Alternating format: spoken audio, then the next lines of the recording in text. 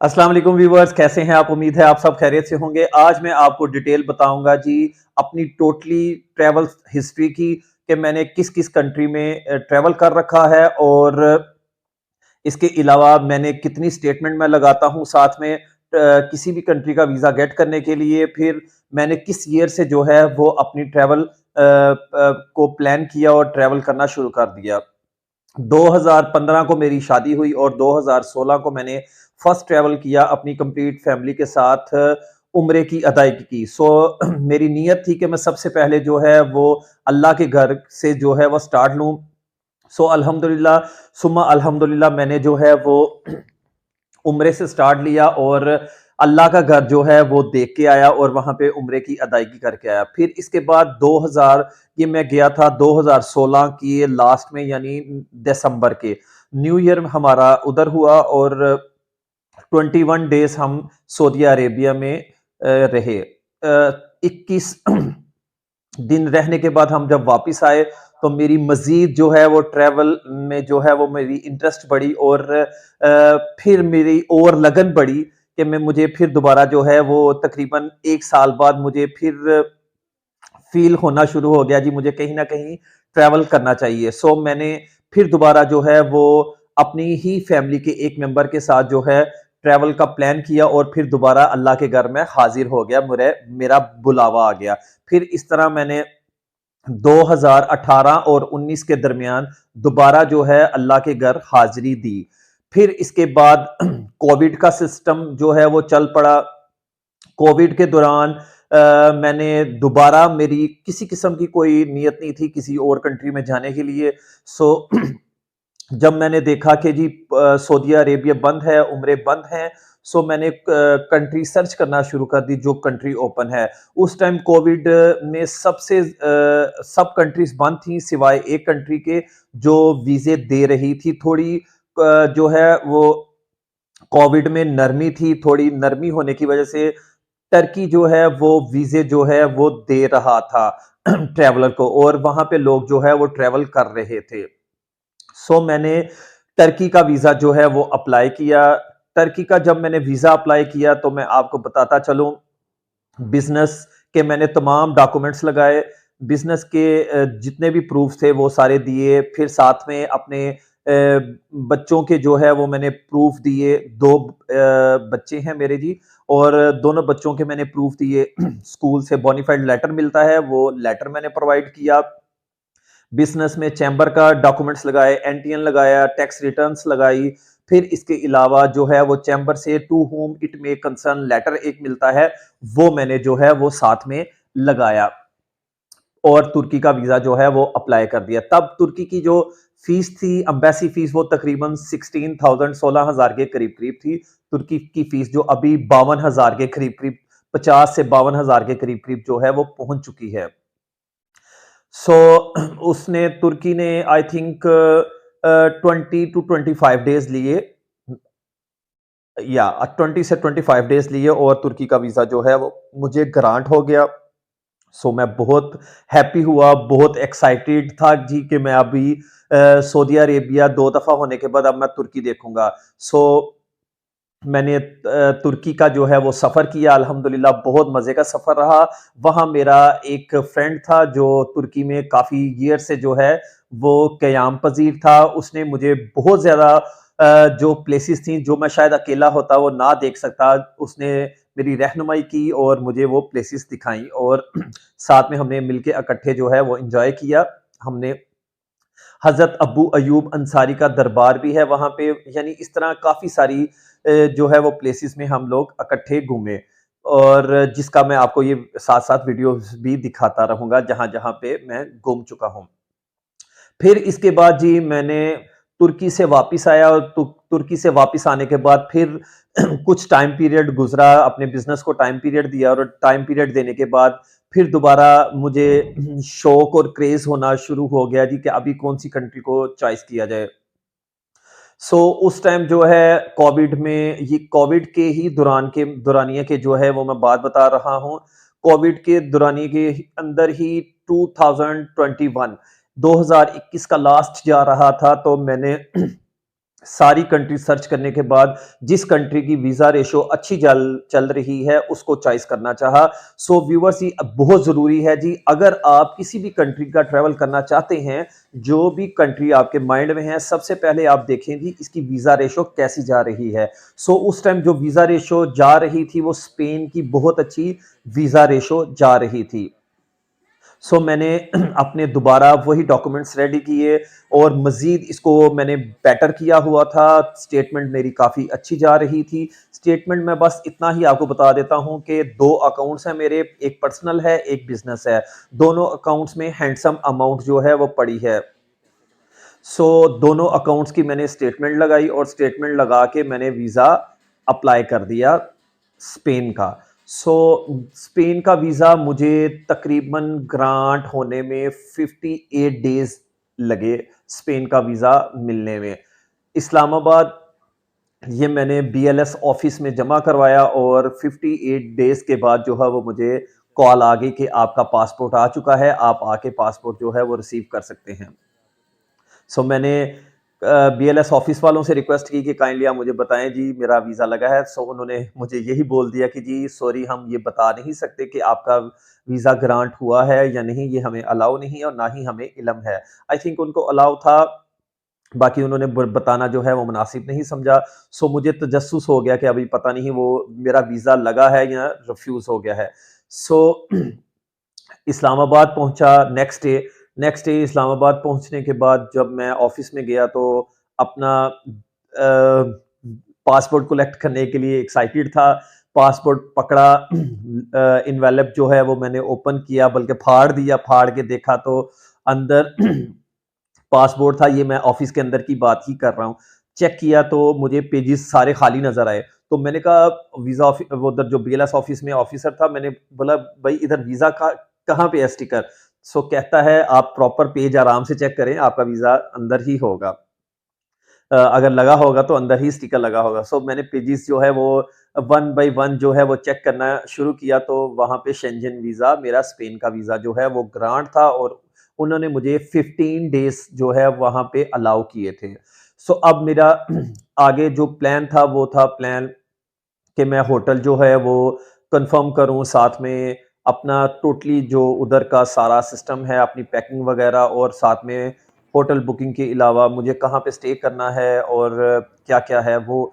चलें खैर, in short ये है कि मैंने अपना होटल वगैरह बुक किया और सारी अपनी पैकिंग की और मैं अल्लाह के हुक्म से स्पेन पहुँच गया। स्पेन का मैंने प्लान जो किया था वो तकरीबन 9 डेज़ जो है वो मेरी वहाँ पे स्टे का प्लान था। 9 दिन मैंने वहाँ पे स्टे था और इसमें 9 डेज़ के अंदर-अंदर मैंने साथ ही जो है वो स्विस को अंदर ऐड कर लिया। यानी 5 डेज़ मैंने स्पेन में गुज़ारे, 3 दिन मैंने स्विस में गुज़ारे और 3 दिन स्विस में गुज़ारने के बाद लास्ट डे फिर मैं दोबारा जो है वो स्पेन में आया और स्पेन आने के बाद स्पेन मैड्रिड एयरपोर्ट पे मेरी वापसी की फ्लाइट थी और मैं वापस 9 दिन बाद जो है वो पाकिस्तान आ गया। उन्होंने मेरी पासपोर्ट के ऊपर, स्पेन वालों ने मेरे पासपोर्ट के ऊपर जो है वो मेंशन कर रखा था जी कि जब आप वापस आएँगे तो आप अपनी रिपोर्ट बैक जो है वो इस्लामाबाद या लाहौर, हमारा ऑफ़िस है, वहाँ पे हमने ऑफ़िस बना रखा है, वहाँ रिपोर्ट करेंगी और अपना साइन और स्टैम्प लगवाएँगे वापिस। एयरपोर्ट पे नहीं जी, ये सेपरेट एक ऑफ़िस था, वहाँ पे मुझे रिपोर्ट बैक करनी थी कि जी मैं जितने डेज़ बताए थे, आपने अलाउ किए थे, उन्हीं डेज़ के अंदर-अंदर मैं वापिस आ गया हूँ। सो 9 दिन बाद जो है वो मैं वापिस आया। वापिस आके तो मुझे 2 दिन तकरीबन, आपको पता है सफ़र किया था तो ट्रैवल में मैं थक चुका था और 2 दिन बाद जो है वो मैंने लाहौर को चॉइस किया क्योंकि सियालकोट से ज़्यादा नज़दीक जो है वो लाहौर है। इस्लामाबाद आपको पता है 4 साढ़े 4 घंटे तकरीबन लग जाते हैं। सो मैंने लाहौर को प्रेफ़र किया और लाहौर ऑफ़िस में उनके चला गया।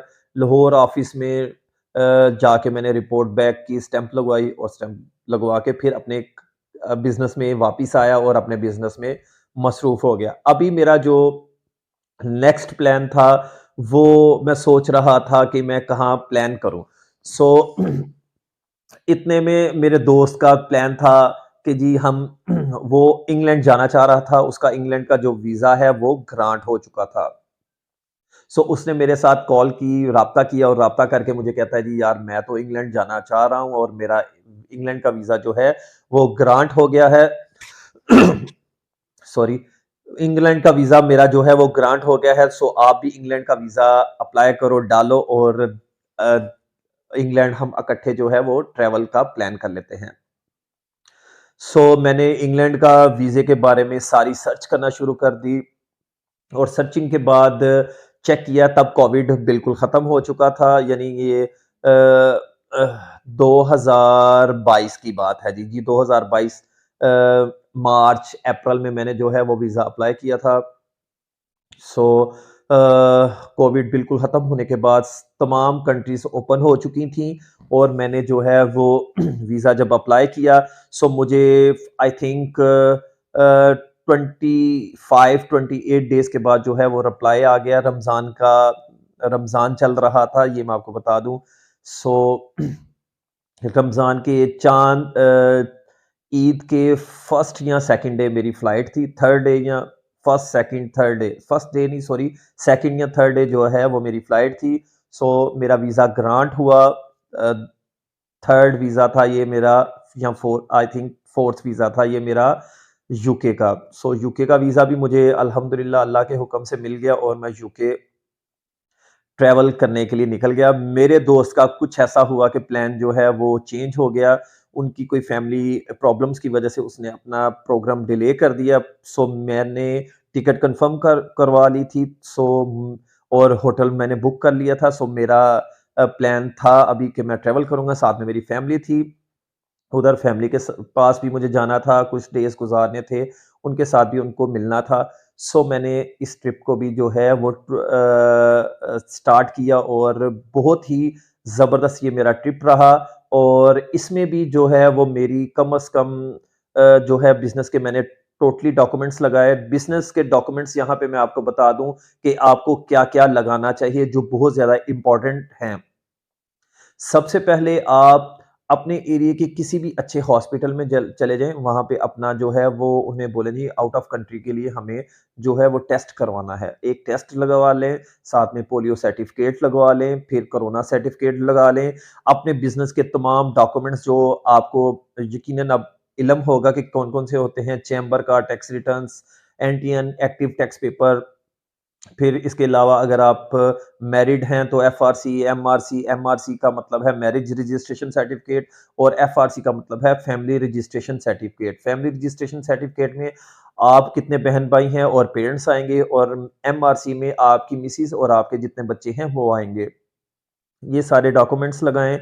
इसके अलावा अगर आपके पास इधर कोई एसेट्स हैं तो अपने एसेट लगाएँ, गाड़ी के डॉक्यूमेंट्स अगर आपके पास गाड़ियाँ हैं तो गाड़ियों के डॉक्यूमेंट्स लगाएँ, प्रॉपर्टी हैं तो प्रॉपर्टियों के डॉक्यूमेंट्स लगवाएँ, प्रॉपर्टीज़ की वैल्यूएशन पीवीसी बनवा लें यानी प्रॉपर्टी वैल्यूएशन सर्टिफिकेट बनवाएँ, वो साथ में लगवाएँ। इस तरह जितना आप अच्छे अपने टाइज़ यहाँ पे शो करेंगे, उतने ही वीज़ा मिलने के चांसेस जो हैं वो आपके बढ़ जाएँगे। सो इस ये सारी चीज़ें मैंने लगाई, स्टेटमेंट मैंने लगाई, स्टेटमेंट मेरी तकरीबन उस टाइम 5 टू 6 मिलियन के अराउंड अबाउट होगी, दोनों अकाउंट्स की, 2 अकाउंट्स। मैं हर अपनी वीडियो में बताता हूँ जी, जो मेरे भाई वीडियो मेरी देखते हैं कि 2 अकाउंट होने चाहिए। एक आपका अपना पर्सनल होना चाहिए, जिसमें आप जो है वो अपनी पर्सनल घरेलू तमाम जितने एक्सपेंस हैं वो करें, जिसमें बिल, बिजली, पानी, गैस और फिर इसके अलावा ग्रोसरी वगैरह और भी घर के शॉपिंग वगैरह जो कुछ भी आती है वो सारे अपने पर्सनल से किया करें और बिज़नेस अकाउंट को सिर्फ़ और सिर्फ़ बिज़नेस की हद तक यूज़ किया करें। उसमें हरगिज़ अपने घरेलू मामला शामिल ना करें। सो व्यूअर्स, ये रहा मेरा इंग्लैंड का वीज़ा और इंग्लैंड का वीज़ा भी मुझे ग्रांट हो गया ये सारे डॉक्यूमेंट्स के साथ, अल्हम्दुलिल्लाह अल्लाह का शुक्र है। और फिर उसके बाद जो है वो मैंने अपना ट्रिप मुकम्मल किया और ट्रिप मुकम्मल करने के बाद मैं इंग्लैंड से वापस आया। तकरीबन 25 डेज़ मैंने वहाँ पे स्पेंड किए क्योंकि मेरी फैमिली भी थी वहाँ पे और साथ में मैंने कुछ घूमना-फिरना भी था, ज़ाहिर है इतनी हम दूर जा रहे हैं। सो 25 दिन कैसे गुज़रे पता ही ना चला। फिर मैं अपने बिज़नेस पे आया और अपने बिज़नेस पे फ़ोकस किया और बिज़नेस पे टोटली फ़ोकस के बाद जो है वो जी, अभी मैंने नेक्स्ट जो है वो कोई 5-6 माह ही गुज़रे, सोचना शुरू कर दिया कि नेक्स्ट जो है वो प्लान कहाँ का करना चाहिए। नेक्स्ट प्लान था जी, मैं वीडियोज़ देख रहा था कि कौन-सी कंट्री को जो है वो अभी करना चाहिए। सो मेरी स्क्रॉलिंग में जो है वो आई जी वीडियो रशिया की। रशिया को मैंने सारा सर्च करना शुरू किया और रशिया के बारे में रशिया की टोटली डॉक्यूमेंट्री मैंने पढ़ी, देखी और उसमें जो है वो मुझे रशिया ने बहुत ज़्यादा अट्रैक्ट किया और मैंने रशिया को प्रेफ़र किया और रशिया का वीज़ा फिर मैंने जो है वो 2023 में अप्लाई किया और रशिया का वीज़ा जो है वो अल्हम्दुलिल्लाह सुम्मा अल्हम्दुलिल्लाह मुझे रशिया का वीज़ा भी ग्रांट हो गया और मैं रशिया अभी कुछ मंथ्स हुए हैं रशिया घूम के आ रहा हूँ।